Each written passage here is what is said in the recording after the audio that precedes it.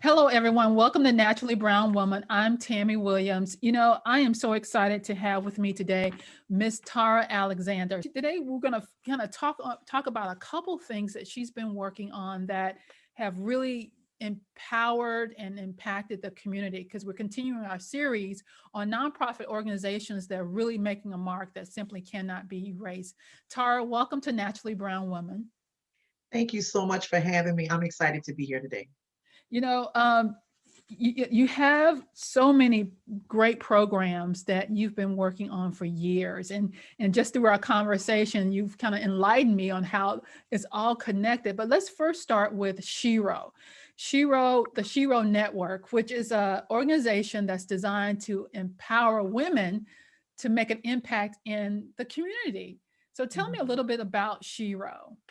Well, I love Shiro Network. When I tell you I love the women that's a part of Shiro, I just have so many smart friends. And I decided, you know what? I want to put my smart friends in the room together. And that is what exactly what happened. I said, you go, this one is a lawyer, this one is in film, this one is a stay-at-home mom. How do we benefit from one another? That kind of came out of my experience of being a person in ministry and in music, but having this passion and love for business and how to strategize to, of course, impact people even more by using the gifts and talents that I had.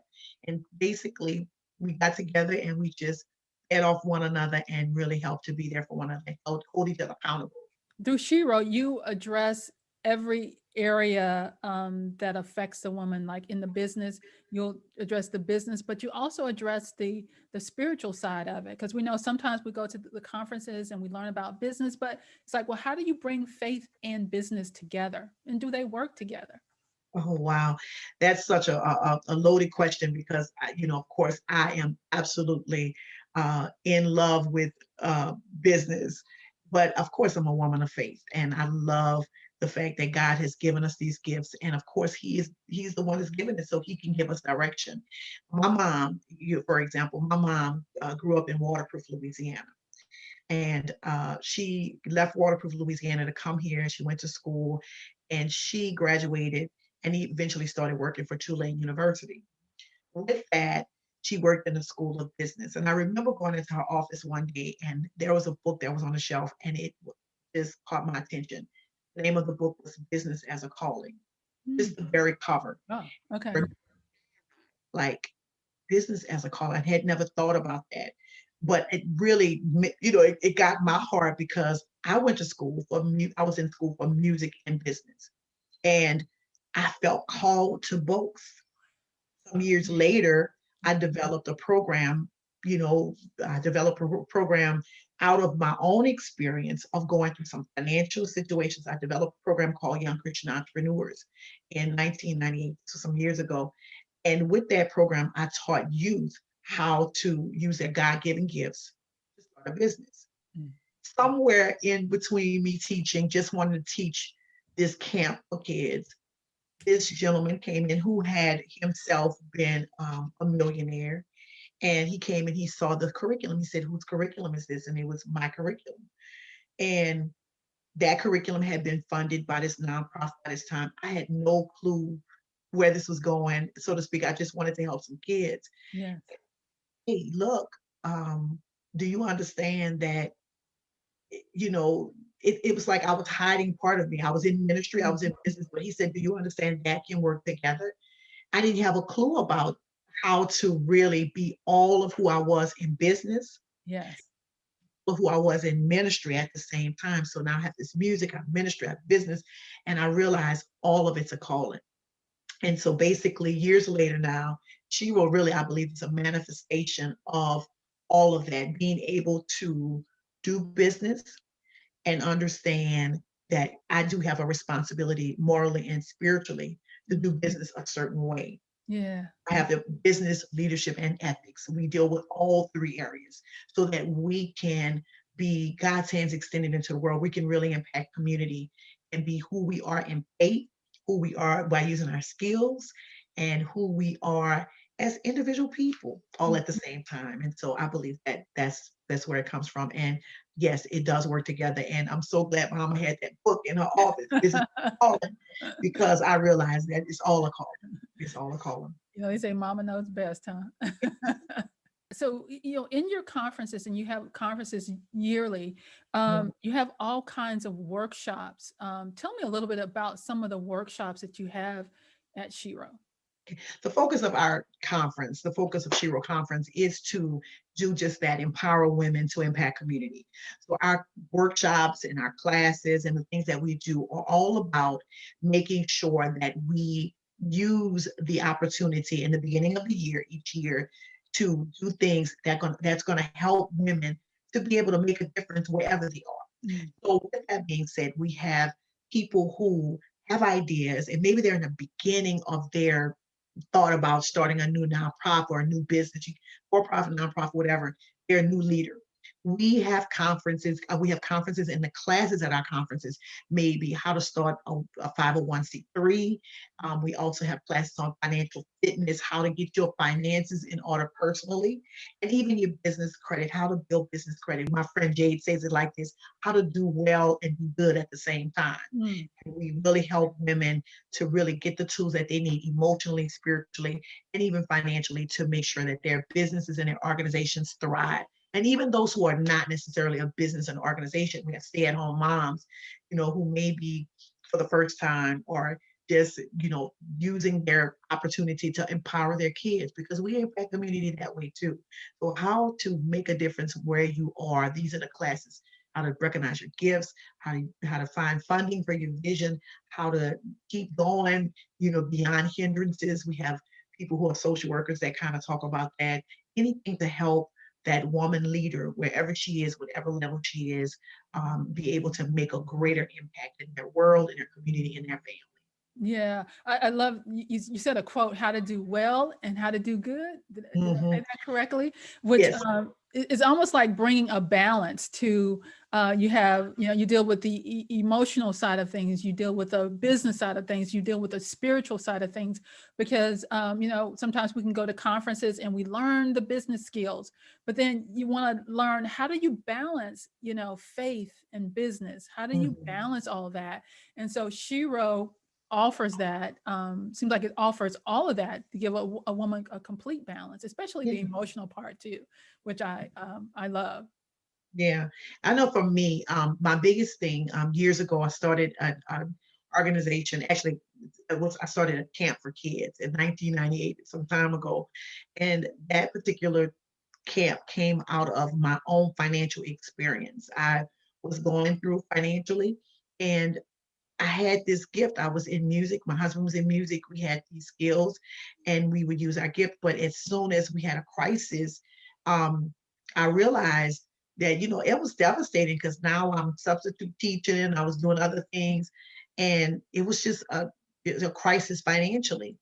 But I remember just the Lord showing me, you have this gift, and it's almost like, and I saw it. And I wrote the curriculum, and it eventually became funded, but it didn't start out like, oh, I'm going to start an organization to whatever. It was just, I want to teach some kids how to avoid Mm. this or how to, take their gift and monetize it. Yes. And it just simply started out like that. Well, we started from that one camp with 12 kids, uh, to 50 kids, to Mm. eventually 500 kids and 100 youth-owned businesses. And you're like, what happened? That kids were using their God-given talents Yeah. to, to monetize it and to make a profit. And some of those children, it's been some years now, they're adults, and Mm. they're saying, hey, look, I still have those skills. But it started the things that, that we start with our own experiences Mhm. and our own things that we have gone through. How can we use those to make a difference? I think that is key. And that's how it started for me. Yeah, yeah. I love just kind of identifying your gift, and really something coming out of a situation that you were going through, and that was used to launch something even greater. We often hear those words that what you're going through is never really just for you. There's always something and somebody on the other side of it that can be empowered by your experiences. So, and that's definitely an example of how good.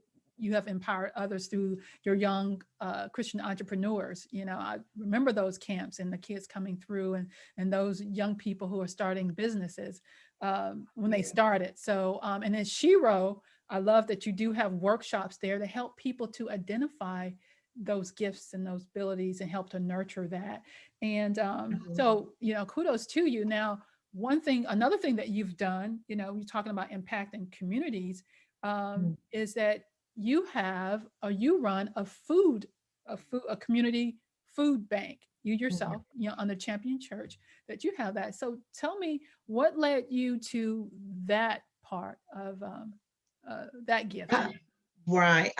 Well, of course, like anything else, you talk about, your question earlier about the spiritual and the business. I remember my family going to Broad Street and us starting I say start because now we look at it was the start, but us just going for a night of refreshing, thinking we're going to have a time where we come together and just kind of, just sing and teach and just empower, just talk to one another and lift up one another. And that's what happened. We did this one night and it turned into years of service Mhm. because as we were there on Broad Street in New Orleans, in the middle of a place that has a high transient population, has a high crime area, not even realizing what was going on. We thought we were coming into this reception hall for one night, but as we were there, we realized, oh, well, let's do it again, and we came another night. Well, people started off the street started coming in because this was a little respite, a couple of hours, an hour and a half that they didn't have to be on the street. And as they came in, eventually we realized, oh wow, we were giving them this Bible study and this music, but they're hungry. So Mhm. we started feeding them and we just started providing food. And it was amazing looking back. You said feeding, having a food bank. Somebody said, do you have a bank? I think more or less we have a food outreach Mhm. and we just feed community. And it's not a certain group of people, it's whoever. It's Mhm. whoever, and we actually feed people and we provide food. We have food on our Tuesday night outreaches. We would have the Mhm. food available. And so people off the street would come in and then more and more started coming in.